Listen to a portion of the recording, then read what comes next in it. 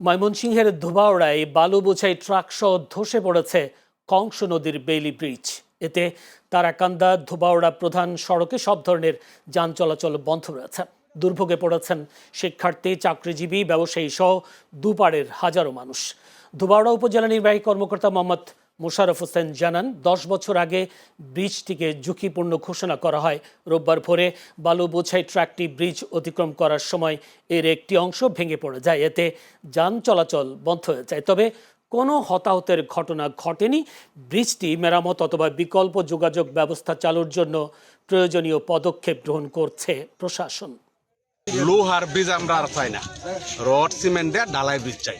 এটা মাননীয় এমপি মহোদয় যারা রয়েছে আমাদের দোবরা হালুয়াঘাটে, তিনি এবং জনপ্রতিনিধি এবং অন্যান্য রাজনৈতিক নেতাকর্মী সকলের কাছে আমার উদাত্ত আহ্বান যেন ঢালাইয়ে উন্নীত করে রড সিমেন্টের ব্রিজটা করে দেওয়া হয়।